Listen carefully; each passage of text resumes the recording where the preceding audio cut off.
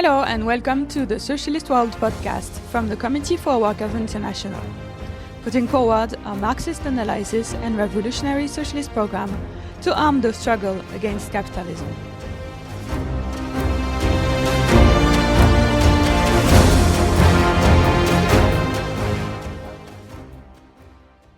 Okay, hello and welcome to the Socialist World podcast, brought to you by the Committee for Workers International, the CWI. My name is Sean Figg from the CWI International Secretariat, and I'm sat here with Tony Saunois, the CWI Secretary, for a discussion about his latest article, which is a review of Jean-Luc Mélenchon's new book, or recent book, Now the People, Revolution in the 21st Century. So we're going to have a discussion about the key ideas in that, where we agree with Mélenchon, where we might disagree, and tease out a number of points. So Tony, welcome. Thank you, Sean. Good afternoon. And let's get straight into it. So probably we should start with, who is Mélenchon and why are we talking about him? Well, Jean-Luc Mélenchon is a very important figure in the French left movement. He has a long history. He goes back originally to the French Socialist Party he was a member of. He joined that in the 1960s and became a leader of the wing that was grouped around François Mitterrand, who became the leader of the Socialist Party on its left, broadly. What era was that? Well, Mitterrand was elected to the presidency in 1981, which is a key point in terms of what happened recently in France. In 1981, Mitterrand, and Mélenchon was associated with his wing of the Socialist Party, formed a bloc with the Communist Party, the Union of the Left, and they swept to power on an extremely radical program. Mm-hmm. They promised nationalization of the key sectors of the economy, spoke about the need to have a rupture with capitalism. And then once in power, they introduced some reforms, but the bond markets came into play. And they put ferocious pressure, along with the markets in general, the ruling class on the government. And unfortunately, the government capitulated to them and abandoned its reform program. And really, that was a turning point for what was to follow over the subsequent decades in France, coupled with international factors we can discuss later, which led to the demise eventually of the Socialist Party and the Communist Party. Now, Mélenchon ended up breaking from the Socialist Party, formed the Party of the Left initially, and now he's become the leader of the new broader grouping, which he's launched, the LFI, France Unbowed, which is what it means in its translation, and it's a central figure on the left in France. But beyond that, he and the movement he leads, France Unbowed, internationally, is really seen as the standard bearer of the new left, and it's seen as a model to follow because of some electoral successes it's had in the recent period. So he's a key figure, and therefore an analysis of his ideas, his program, and his methods, I think, is very productive and worthwhile from the point of view, not just of the struggle in France, but the global struggles that are taking place. And would I be correct then in saying that his history, his formative political experiences, especially in the 80s, would it be unfair to say that his current ideas are shaped by that experience of defeat? Partly in the sense that he drew conclusions of the need eventually to break from the Socialist Party and abandon social democracy. And in that sense, it was partly a product that's positive. Of experience. That was a positive. I should say as well, he had been a member initially of an organisation led by a French figure, Pierre Lambert, who was the leader of one of the French Trotskyist groupings, which conducted work in the French Socialist Party, generally hiding their Marxist program. Now, he was a member of that particular grouping for a period. He was shaped undoubtedly by the experience of what happened under the Mitterrand government and subsequent governments led by the French Socialist Party. And in a certain sense, he pushed him to the left, in the sense of the conclusions he eventually drew that need to break from the Socialist Party. Okay. And so before we go further looking into exactly what Mélenchon's saying in his new book that you've reviewed, we should probably unpack a bit more for our listeners what's happening in France, why Mélenchon and the position he's in, why the position that LFI, France Unbowed, is in is so important and significant.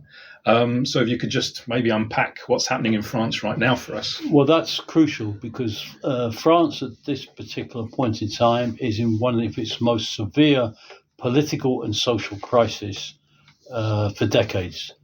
The Fifth Republic, which was founded by de Gaulle, I think in 1958, really was crucial. It gave massive Bonapartist powers to the presidency. What do we mean by Bonapartist powers?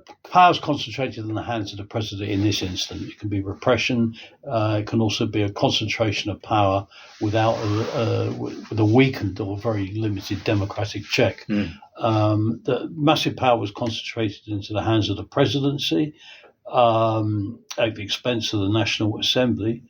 But that was introduced. And then, of course, we're seeing France today is in its second most serious institutional crisis since the Fifth Republic was formed by Charles de Gaulle. The only one that was comparable to is possibly France 1968, when you had the massive general strike involving over 10 million French workers. Now, what has happened in France in the recent period is you've seen the establishment of Macron leading the presidency, heading the government, vicious measures against the working class he's attempted to carry through.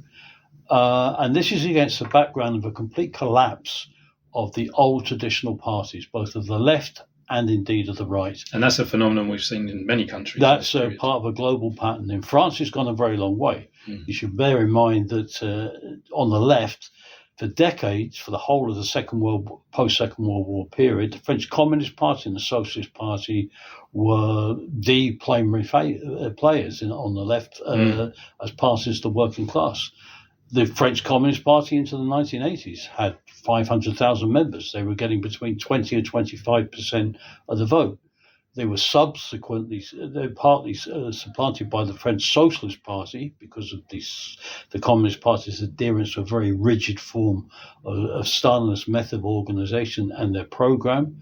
The Socialist Party surpassed it, but nevertheless they were giants politically. They've been reduced to a rump. The Communist Party is now down to about 3% of support. In the most recent presidential election, the French Socialist Party candidate got 2%. It's a measure of a complete Not collapse. quite Mitterrand's levels. No, exactly. And it's a warning to what can happen to Labour here in Britain as well. But nevertheless, that took place. It really followed particularly a key presidential election in 2002 when this process was underlined. And there you saw the Le Pen and the far right had stepped into a political vacuum which had developed there. They got into the second round for the first time. They were slaughtered in the election. But since then, they've developed an important base of support, and it's grown, got over 40% in the most recent presidential election.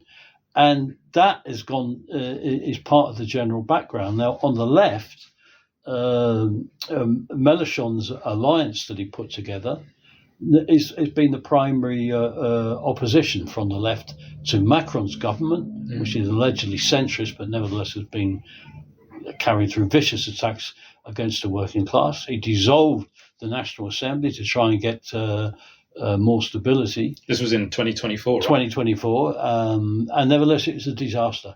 His calculation completely backfired, and the National Assembly was split into three blocks with nobody having a clear majority, a so-called centre bloc, which is a capitalist bloc, really. The around far Macron. right, around Macron, Le Pen on the right, and Mélenchon's grouping on the left, with nobody having overall control. You've had government after government fall. Indeed, before we started recording the podcast, I double-checked exactly how many prime ministers Macron has had since he became president, and he's now on to his 7th prime minister. And overwhelmingly, a little bit of stability when he first came in, but the last 1, 2, 3, 4 have all lasted just a matter of months. None of them have managed to last for an entire year even. The last one, I think, lasted days. Actually, indeed. I think he was appointed, resigned on the Monday, and reappointed on the Friday.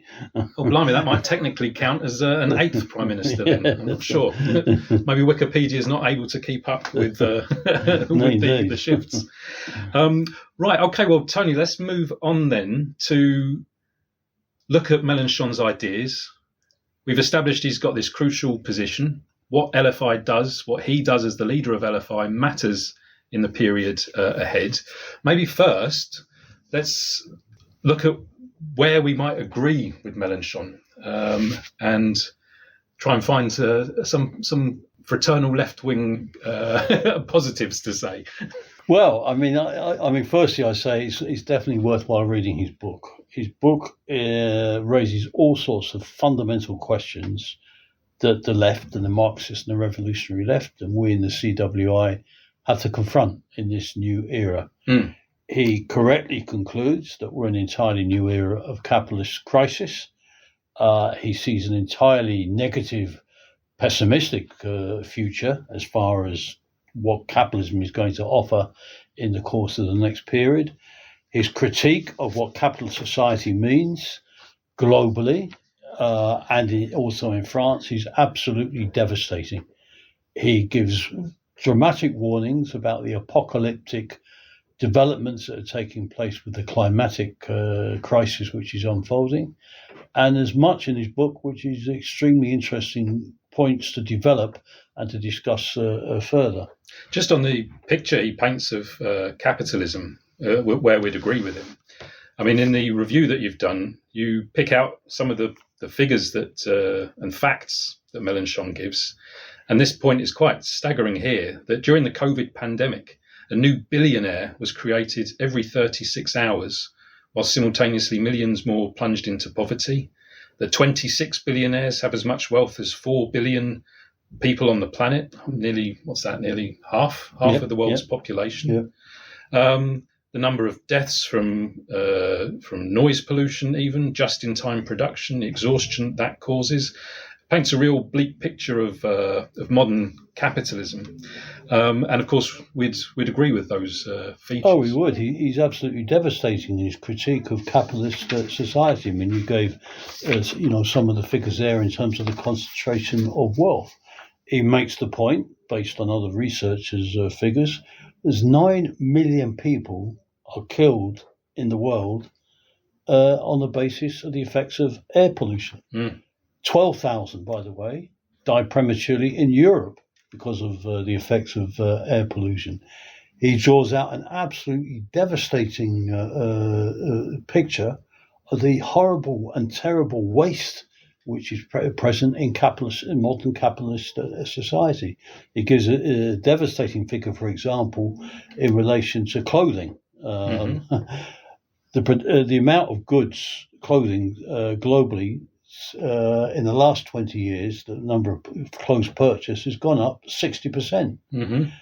But a third of the clothes produced worldwide are never sold, and 90% of that is incinerated. I mean, it's a devastating critique of the waste that's there under capitalism and how it's consciously been developed. One of the most modern developments we have, of course, is the use of the PC, the computers. The lifespan, compared to 1990 of those, has been consciously whittled down, whereas the average PC had a lifespan in 1990 of roughly a decade. Today it's 3 years, because people are just compelled to buy new PCs. And this is repeated ad infinitum in different fields of capitalist production. Absolutely. In fact, I think everyone can appreciate that, the cycle of turnover with phones, tablets. In fact, we've just had to replace the computers in the CWI office because they couldn't host the latest version of Windows or something like that. And we're all forced to keep consuming, keep buying, using products that are otherwise perfectly usable still. So we agree with that aspect of Mélenchon's analysis. What other points would we agree with? Well, he makes the point quite, justifiably. The capitalism, on the basis of how it is continuing, with the effects of capitalist production on the ecosystem, and he makes the point quite correctly that the system is unsustainable, which it is from a long-term point of view. And he calls for revolution. He said that it's necessary to have a revolution. Well, that's a big tick from us. Which is, obviously broadly a positive conclusion that he draws from the nature of capitalist society as well. He makes other interesting points in terms of, I think you touched upon it, in terms of the effect of shift work. He deals with the issue of time, how everything is geared towards just-in-time production, and the effects that has on people's life in terms of working hours, in terms of night shifts. 14% of the French workforce now work permanent night shifts. The effects it has on health, cancers, cardiac disease, it's absolutely devastating. The material that he produces in his book as a condemnation of the whole of capitalist production and capitalist society. And in that sense, it's worth reading. And his points that he makes about where the movement needs to go, in the sense that he calls for a revolution being necessary, in a sense is positive. The problem is what he means by that and the conclusions he draws from it. Absolutely. The big question, we agree, we need a revolution.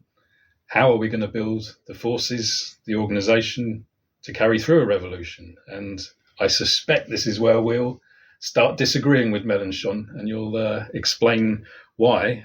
Is that where we disagree with Mélenchon? That's what the central point in terms of the conclusions that he would draw from it. I would add, when his critique of capitalism, he in a sense he's right that he critiques the endless strive for consumerism and economic growth on a capitalist basis. Now, because of his emphasis, which is justifiable, on the climatic crisis, he really flirts, however, with the idea of a degrowth policy. You don't need to sustain growth. Now, I think he's wrong on that, because you would need to sustain growth. The character of the growth is somewhat different. You would have a democratic planned growing of the economy in harmony with the ecosystem, so it is not threatening it and destroying it as is happening under capitalism. So that's an important point. In terms sustainable green growth. Yes, sustainable green growth, investment, general development, but you would eliminate vast amounts of the virtually all of the waste, which is there within capitalism, as we've already seen. Even the figure on the clothing that you gave earlier would make a massive difference. That would and in food production, it's even worse in terms of the position. The bird population, he makes the point, is bigger than it's ever been. However, about 60 or 70% of it is factory-based birds produced for food, chickens, fundamentally. Tens of thousands of them, I think millions actually, gives a figure in the book, are simply destroyed and never sold. They're just literally crushed alive, as he points out in France. So let's get back to that question of the revolution.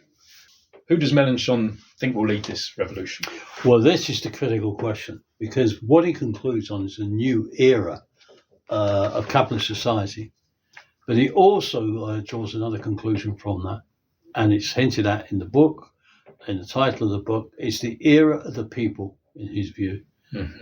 In the book, he makes the point that the battle, the struggle between the proletariat and the bourgeoisie has been fought. In other words, it's over. And now it's the era of the people. And in the context of doing that, I mean, firstly, he's wrong in the sense that the battle between the proletariat and the bourgeoisie, or the capitalist class, has been fought, is being fought, but it's not being fought to a conclusion. And that point he omits to make. And he leaps over that, then from that, to conclude that we're in the era of the people. Now, what constitutes the people? In this, he really downgrades the the role of the working class in terms of the revolution, and painting this broad picture of the people. It ignores the fact, I mean, it sounds very tempting, and it sounds very convincing. The idea of the people, it gives a figure to justify it, the top 1%, the figures you gave earlier. That's the ruling class, if you like. Then everybody else stands in opposition to them. The problem is, with that, is it's not homogeneous. What is the people? It's multi-class. There's different elements. There's different component social forces within it. And the key question is, within that grouping, allegedly, of the people, which force is going to play the decisive role? He sees the working class as playing a role, but not the decisive role.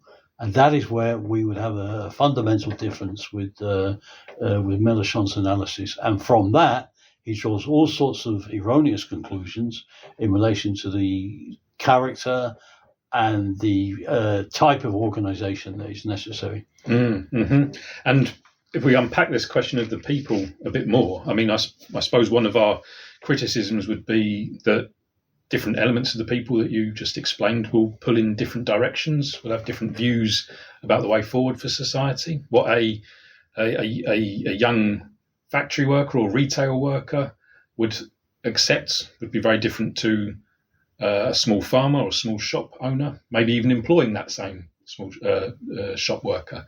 And so in terms of coming to a clear way forward for society, that would cause enormous problems. Well, it leaves it with a sort of amorphous conclusion, and this is the central point, because he hints at the fact, really behind this, the idea that he's posed, is an important question, and that's the issue of the decline of the traditional industrial working class, particularly in Europe, North America and South America, and that is undeniable. It's happened with the deindustrialization which has taken place. And that leads him to this issue of the people. But he's missing two fundamental points. One is that has taken place, but side by side with it has gone the issue of a proletarianization of sections of the former middle class, former sections of the petty bourgeois. Now, this has taken place. You see that reflected in Britain, the radicalization, the strikes of the doctors, which has taken place in other layers, which is very significant and very important. But within that, and the decline of the industrialization, you've also seen the emergence of a precariat, a layer of semi-middle class, semi-working class layer of younger people working on their laptops in cafes and what have you. There's millions of them knocking around London and Paris, doing all sorts of jobs, being exploited by capitalism. But they are somewhat different to the collective consciousness which develops from the industrial working class and the traditional sections of the working class, which, despite their decline, still exist, concentrated in transport, in utility sections, the health sector, and some sections of manufacturing industry which are still present. And that has a key role to play. Now, this layer of, if you like, new layers of the working class is a critical issue. It's a critical factor in these organising in trade unions. Sections are looking towards the trade unions, but it's in the process of developing as a class. It's not yet become a class for itself, one which can act consciously and has drawn and developed the rounded out consciousness as a class, which the traditional working class has. And there's political conclusions that flow from that. I mean, historically, the working class, especially in countries where the working class was not the majority, has always had to have a policy to other social layers to try and show that they can lead the way forward in transforming society.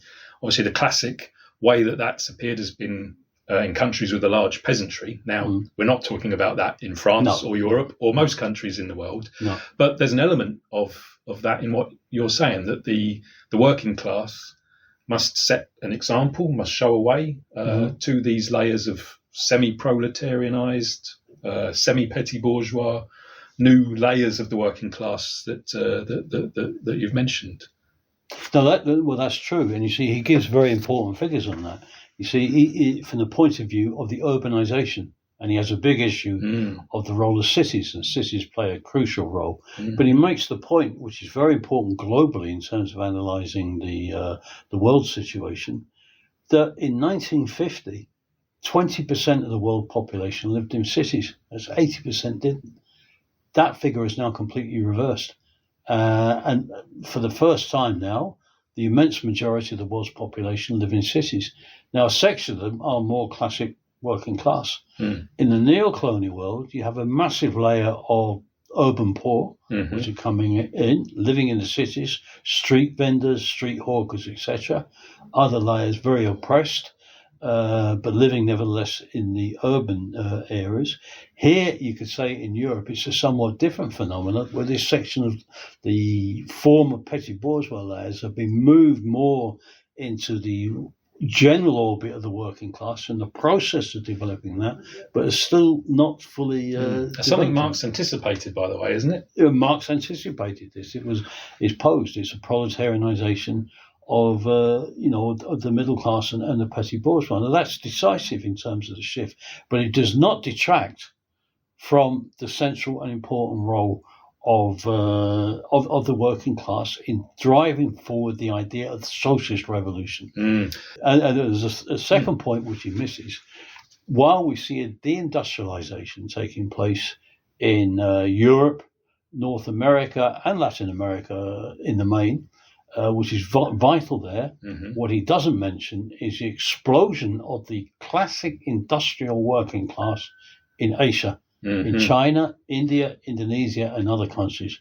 Globally, the traditional working class is probably stronger than it's ever been. Absolutely. From a global point of view. Now, that does not negate from the new challenges that arise for the movement in Europe, in North America, and Latin America because of the deindustrialization which has taken place. It poses new issues.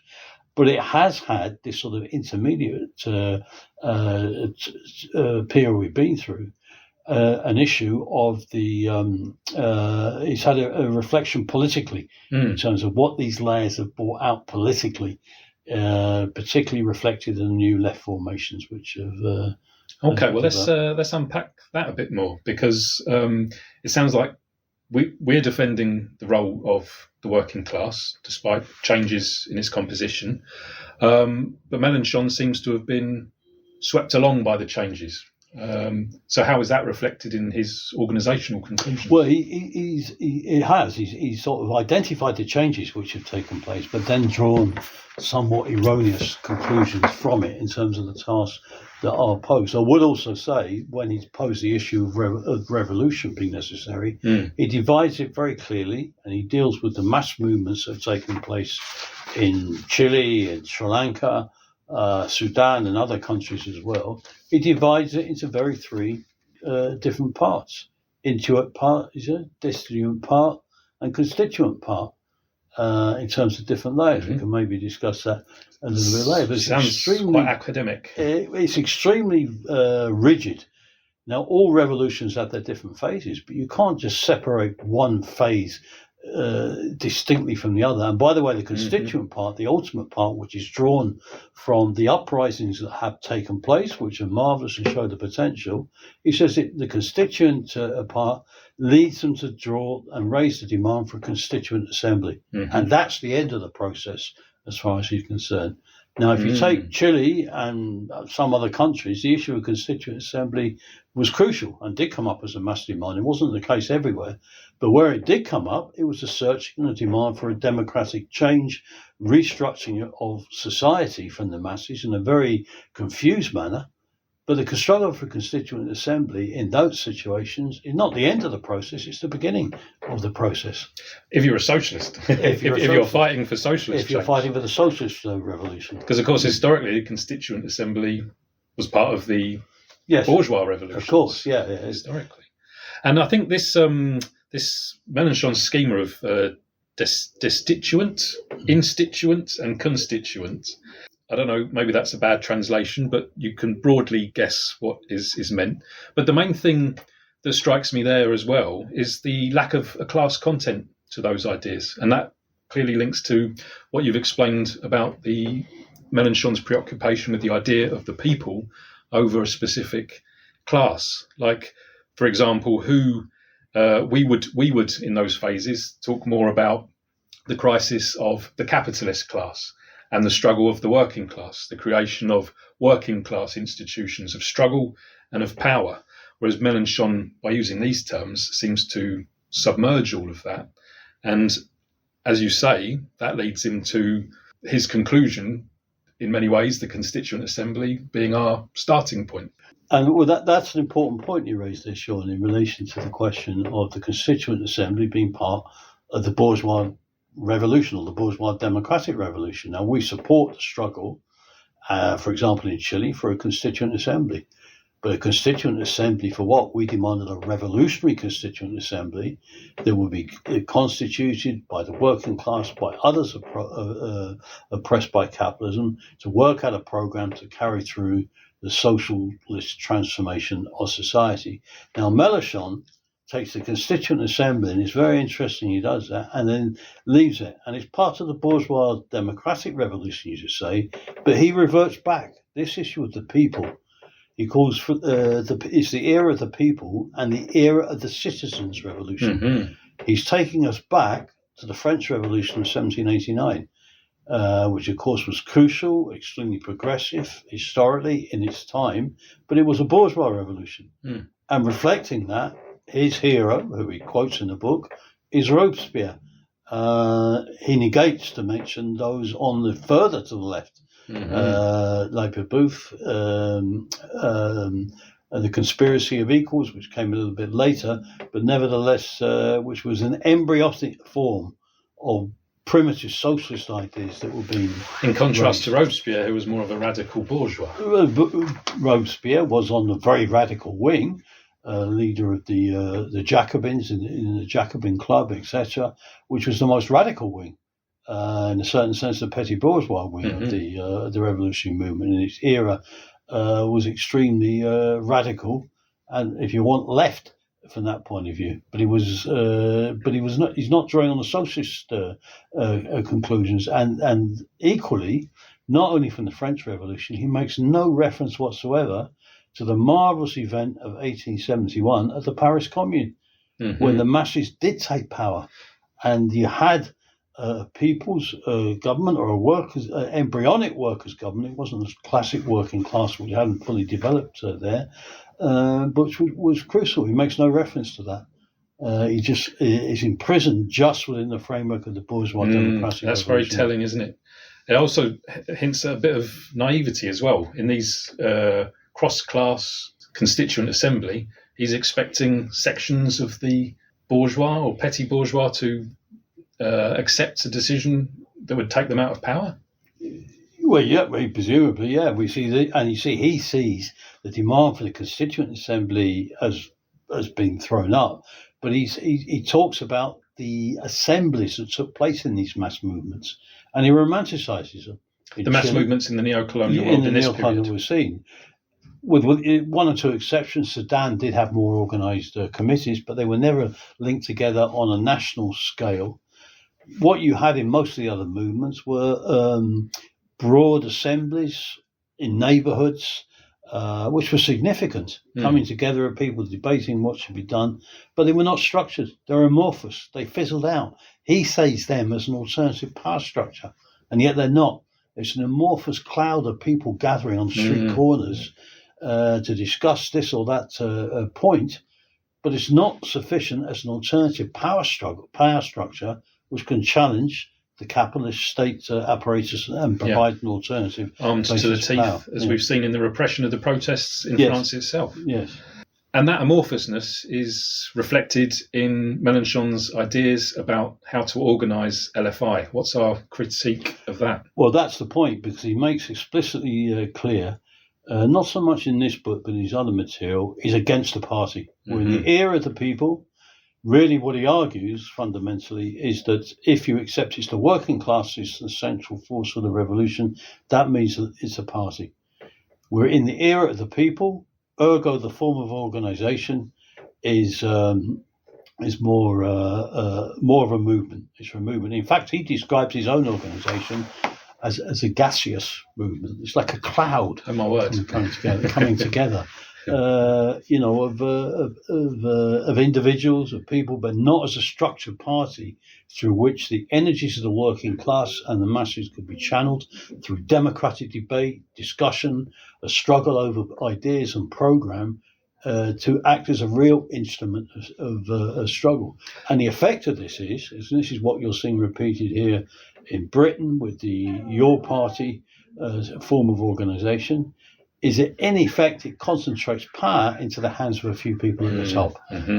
And I think you've made the point clear, but just so it's crystal clear, what is the core of our argument that a party is superior to the sort of movement that Mélenchon's talking about? Because it gives more of a proper forum for the party to become an instrument of struggle. It's like Trotsky used the analogy. It's like a steam engine. Without the piston box to channel the energy and to organise it, direct it, work out a clear program, it's left as an amorphous gas cloud. Which is what you have with these movements, not just in France with the LFI, but also you've had it in the past, some years ago, with Podemos in Spain, with Syriza in relation to Greece, and their program and ideas reflect that. It's amorphous. It's left in a very general form. It's not socialist. It attacks the system. It attacks the elite. It attacks the rich. But that's as far as it will go. Well, I think there's a crucial point in what you just said, that a party is crucial for democratically determining a clear program. Can we guess that the organisational amorphousness, gaseousness, as we've put it, in organisational forms with Mélenchon is reflected programmatically? It is, most definitely. And you see, this is an important point. Organisation doesn't fall from the sky. Organisation reflects programme and policy. And their policy and programme, this whole analysis of Mélenchon on the people, the character of the era, the fact he does not talk about the socialist revolution, it's left very abstract and vague, leads them to this form of organisation, which is equally abstract and vague and amorphous in terms of what it does. It does not channel in a coherent manner. They have a clear policy, for example, of not intervening in the trade unions. They have LFI members who are members of the trade unions. That's quite incredible. But as an organisation, they don't intervene in the trade unions. And there's a bit of tradition in that in France. Even the Communist Party has this idea that keep the industrial wings entirely separate to the political wing, which is wrong. But they've taken that idea up. Throughout the whole book, it only mentions socialism once to say that this is not the issue of the old socialist revolution, because that will frighten people. We're this new period of the citizens' revolution, which is left as an amorphous vagary. Frighten which people, I wonder? Well, that's part of the problem, I guess. I think we can start to wrap this up, Tony. Yeah. We've got CWI has a presence in France. We the do. Revolutionary Left, Gauche Revolutionnaire. Gauche Revolutionnaire, yeah. And so we are there on the ground where LFI and Mélenchon are on the ground as well. Mm-hmm. Let's finish by saying what our relationship is to LFI in France, and what are we demanding of Mélenchon? What do we propose for LFI to do? Well, we are involved in LFI. We have Comrade in Rouen, who's a councillor for LFI, because it's the most substantial force on the left, and it does attract an important layer, particularly of younger people. But it's not yet there as a workers' party. Our proposals and demands are that the LFI should strengthen its position, transform itself into a proper combative party of the working class with a clear objective of fighting for socialism. Mm-hmm. And then we propose the structures for branches, a proper democratic conference, etc. Intervention in the trade unions? Intervention in the trade unions we support, not separating the two struggles apart. And to scrap what they've had, which is now unfortunately being taken up by your party in Britain. The idea you don't elect delegates, you simply have delegates when National Assembly are chosen on the basis of a lottery.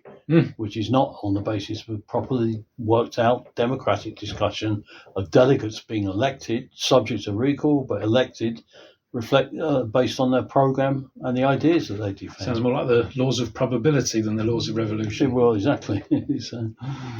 Okay, well, thank you very much, Tony. And thank you to our listeners. You've been listening to the Socialist World podcast, brought to you by the Committee for Workers International.